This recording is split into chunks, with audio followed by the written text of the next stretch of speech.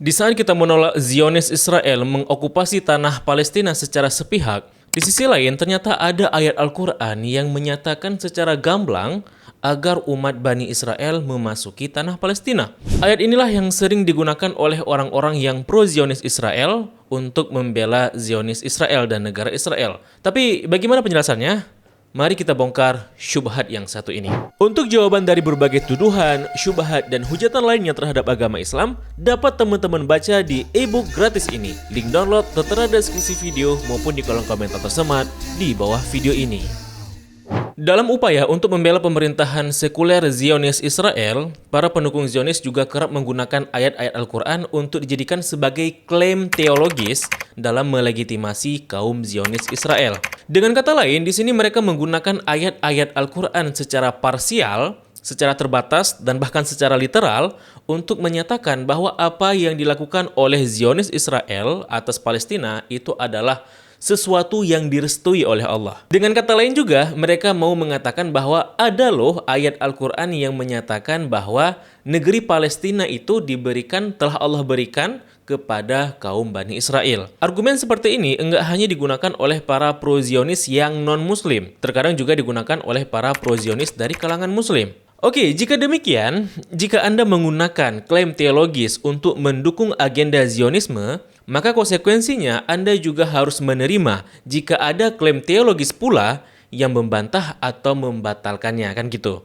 Dengan kata lain, jika Anda menggunakan ayat dari kitab suci untuk membenarkan agenda gerakan Zionisme atau membenarkan kolonisasi Yahudi di Palestina, maka Anda juga harus siap menerima jika ada ayat dari kitab suci pula yang membantah perbuatan itu. Ingat sekali lagi, konteks pembahasan episode kali ini sepenuhnya dalam kerangka teologis. Jadi jika nanti Anda merespon video ini dalam konteks historis dan politik dan sebagainya di luar konteks teologis seperti itu, maka saya anggap respon Anda tidak layak untuk ditanggapi karena out of topic, oke? Nah, ayat-ayat yang digunakan sebagai bahan legitimasi oleh mereka adalah Al-Maidah ayat 21 dan Al-A'raf ayat 161, di mana Allah memerintahkan Bani Israel untuk memasuki Yerusalem, Palestina. Di mana sebenarnya kedua konteks ayat ini membicarakan tentang umat Bani Israel di era Nabi Musa. Nah, titik temu dan benang merahnya nanti di sini, teman-teman. Apakah ayat-ayat tentang Bani Israel di era Nabi Musa, apakah itu masih relevan dengan konteks Zionis Israel yang ada sekarang, kan gitu.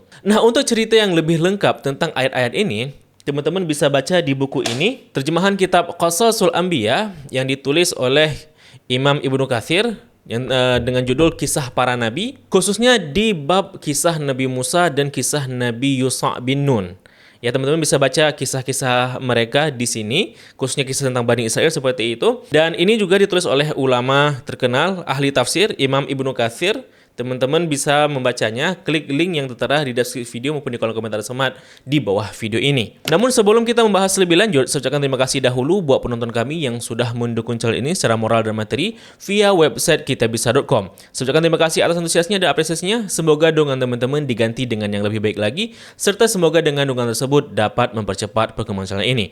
Buat yang mau ikut berpartisipasi, teman-teman dapat mengklik link kampanye kami di website kitabisa.com di kolom deskripsi video maupun di kolom komentar semat di bawah video ini. Kalau ditanya apakah Allah pernah menjanjikan tanah Palestina untuk Bani Israel, maka kita jawab secara jujur bahwa Allah memang pernah menjanjikan tanah itu, tapi itu tidak berarti untuk selamanya. Awas, jangan dipotong gitu ya. Nah, kenapa tidak untuk selamanya?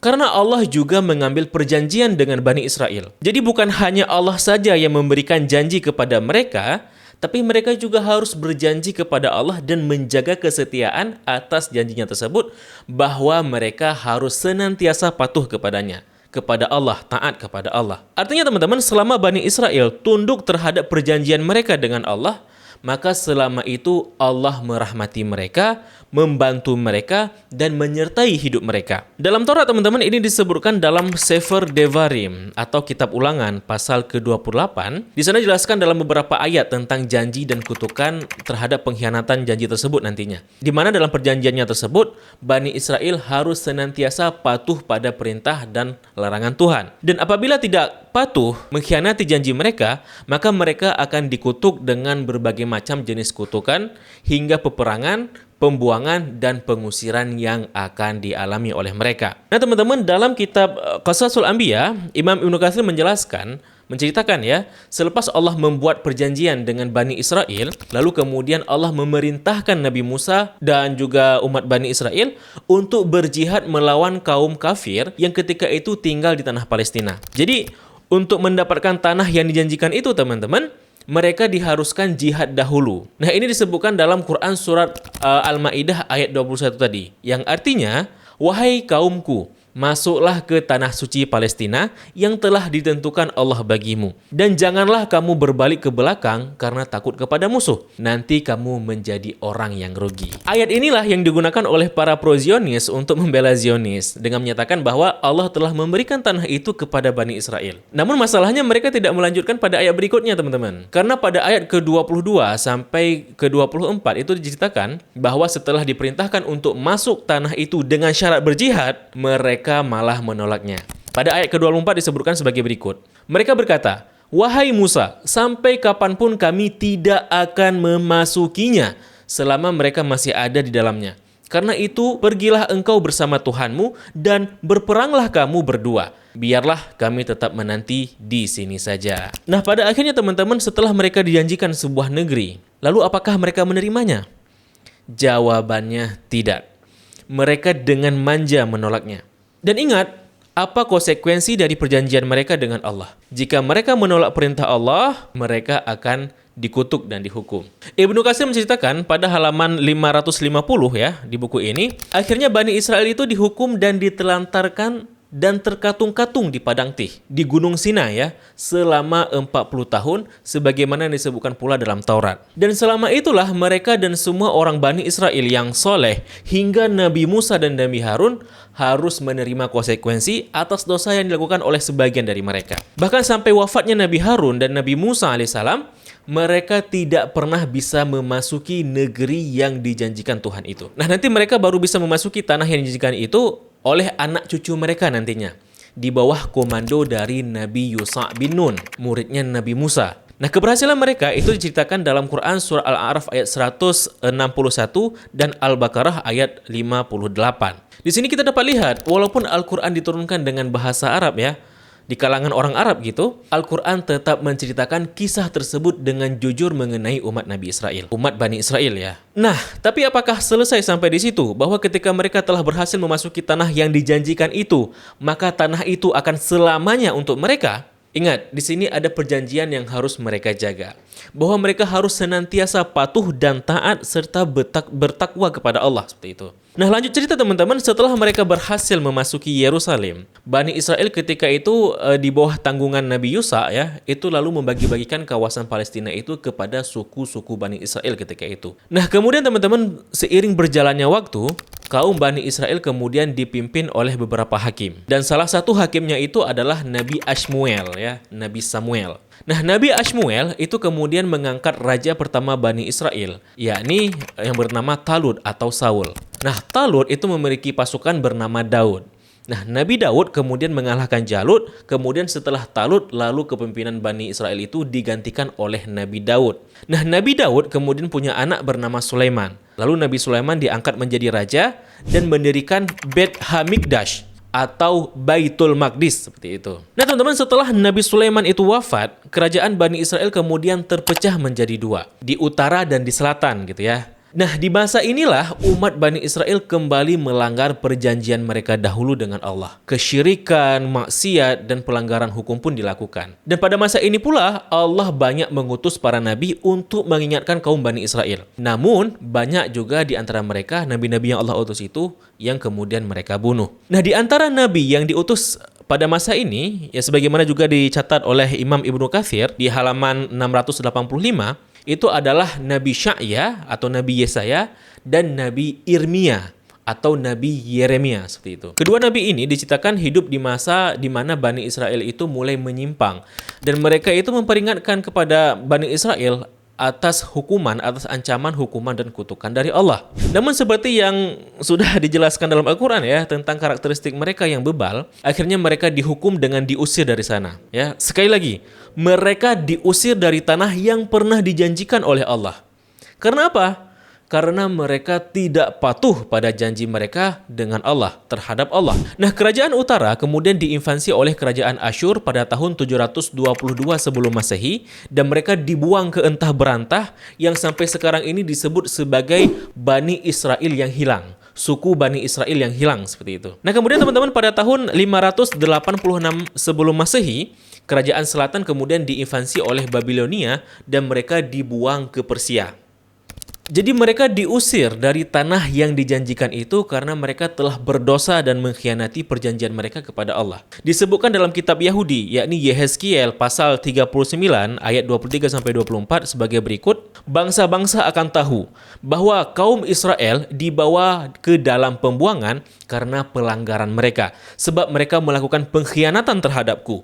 Maka aku menyembunyikan mukaku daripada mereka dan menyerahkan mereka ke dalam tangan lawan, sehingga semuanya tewas oleh pedang.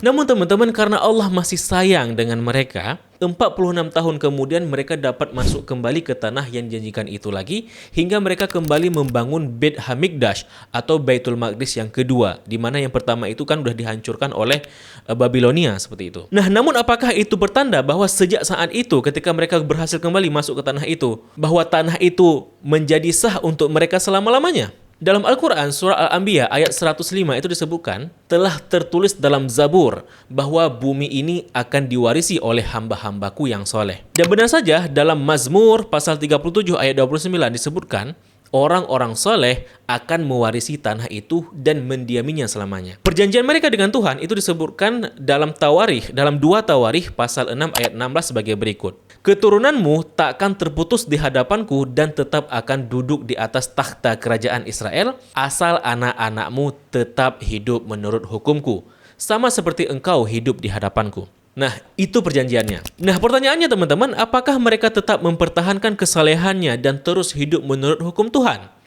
Faktanya teman-teman, pada tahun 63 sebelum Masehi, kerajaan Yahudi itu diinvasi lagi oleh Romawi, dan pada tahun 70 Masehi, orang-orang Yahudi diusir lagi dari sana. Beit Hamikdash atau Baitul Maqdis kemudian dihancurkan lagi, dan mereka tidak pernah kembali lagi untuk mendirikan kerajaan Yahudinya sampai sekarang. Nah, kisah pengusiran kedua ini tidak diceritakan dalam kitab suci umat Yahudi, teman-teman.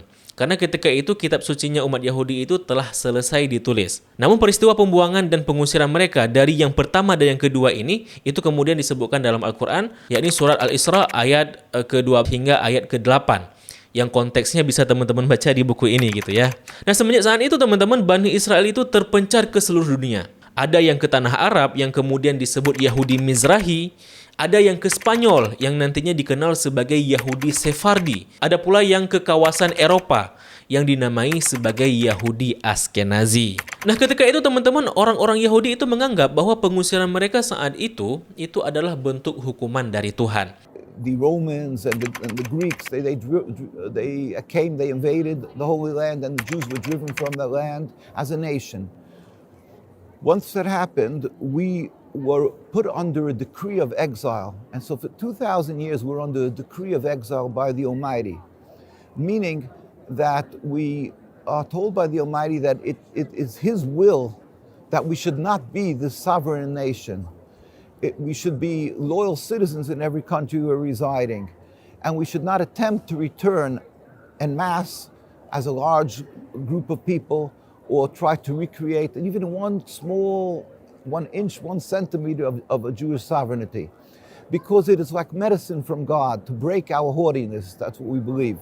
Dan mengenai pengusiran mereka, dalam Talmud disebutkan ada 3 sumpah yang harus dipatuhi oleh mereka setelah mereka diusir. Tepatnya disebutkan dalam Ketubot 101a, di mana sumpah itu disebutkan, yang pertama, orang-orang Israel tidak boleh migrasi massal ke sana. Kemana? Ke Eretz Israel, ke tanah Israel, ke Palestina, seperti itu. Sumpah yang kedua, orang-orang Israel tidak boleh menindas bangsa-bangsa lain, termasuk bangsa-bangsa Arab. Mereka tidak boleh menindas bangsa Arab menurut sumpah ini. Dan yang ketiga, dan bangsa-bangsa lain semestinya tidak menganiaya orang-orang Israel secara berlebihan. 3 sumpah inilah nanti nanti yang jadi pegangan oleh Yahudi-Yahudi yang anti-Zionis sekarang ini. Kan ada tuh Yahudi-Yahudi yang menolak negara Israel kan gitu. Nah, mereka berpegang pada 3 sumpah ini. Nah, karena setelah itu tidak ada lagi nabi-nabi yang diutus kepada Bani Israel gitu ya, maka mereka tidak lagi mendapatkan jaminan dan nubuat tentang kapan mereka harus kembali lagi. Karena tidak ada lagi nabi yang menjadi perantara Tuhan ketika itu. Yang sebenarnya kan Nabi Muhammad lah yang menggenapinya nantinya. Nah, satu-satunya harapan mereka adalah tentang nubuat kedatangan Mesias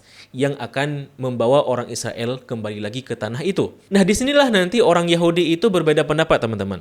Apakah mereka harus tunggu Mesias dulu untuk kembali ke sana, atau mereka dulu yang kembali ke sana baru kemudian Mesiasnya datang kan gitu. Nah, ini nanti dampaknya itu muncullah kelompok-kelompok orang Yahudi yang anti-Zionis Israel dan Yahudi yang pro-Zionis Israel seperti itu. Yang insya Allah akan kita bahas di episode khusus gitu ya.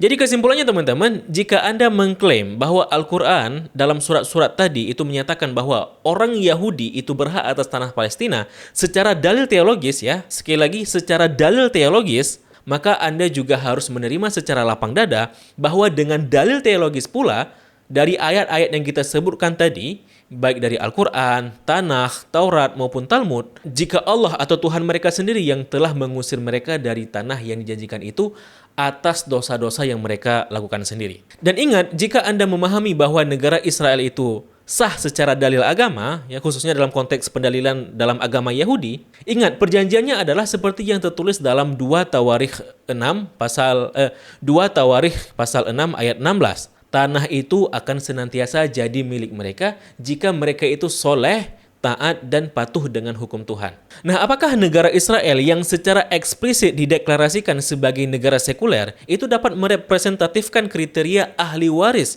yang sah terhadap tanah perjanjian itu sesuai indikator kriteria dalam kitab Yahudi tadi? Faktanya teman-teman, mayoritas populasi Yahudi di sana itu adalah kaum Hiloni. Apa itu kaum Hiloni? Yakni kaum Yahudi sekuler, Yahudi reform, dan Yahudi ateis. Intinya Yahudi yang tidak taat gitulah ya, yang nggak soleh seperti itu. Bahkan presiden pertama negara Israel, yakni Chaim Weizmann, itu adalah seorang ras Yahudi yang ateis. Dialah yang meminta Inggris untuk memberikan tanah Palestina itu kepada orang-orang Yahudi. Nah, jika demikian teman-teman, Israel itu sekarang ini bukanlah tanah yang dijanjikan oleh Tuhan lagi, tetapi tanah yang dijanjikan oleh Inggris ya. Nah, menurut teman-teman ya, ketika kita menyadari jika negara Israel itu adalah negara yang sekuler yang dijanjikan oleh Inggris, dan mayoritas Yahudi di Israel adalah sekuler dan ateis, apakah mereka layak dikatakan sebagai ahli waris yang sah terhadap tanah yang dijanjikan Tuhan dahulu? Sedangkan kitab suci mereka itu mensyaratkan bahwa ahli waris yang sah itu adalah mereka yang soleh, yang taat, yang patuh terhadap Tuhan dan terhadap perjanjian mereka. Tapi bagaimana pendapat teman-teman? Coba tulis di kolom komentar ya. Dan perlu diperhatikan, kita ini membahasnya dalam konteks teologis gitu ya. Jangan out of topic gitu. Nah, mungkin ini saja untuk episode kali ini. Mudah-mudahan teman-teman dapat mengambil kesimpulannya. Dan juga jangan lupa klik tombol subscribe dan tombol loncengnya untuk mendapatkan updatean video berikutnya. Dan buat teman-teman yang ingin membaca lebih lanjut secara lengkap mengenai kisah Nabi Musa dan Bani Israel, bagaimana mereka diutamakan oleh Allah pada masanya ketika itu, namun mereka sendiri yang kemudian mengkhianatinya, dan khususnya dalam konteks Islam gitu ya, teman-teman dapat baca di buku ini. Klik link yang ada di deskripsi video maupun di kolom komentar semat di bawah video ini. Serta kalau channel Ila Edukun secara material, teman-teman dapat klik link kitabisa.com di kolom deskripsi video maupun di kolom komentar semat di bawah video ini. Terima kasih telah menyaksikan. Mohon maaf bila ada kesalahan dan kesalahan. Sampai jumpa di episode berikutnya. Saya Zulfan Abdillah mohon undur diri. Billahi taufiq hidayah. Wassalamualaikum warahmatullahi wabarakatuh. Salam damai.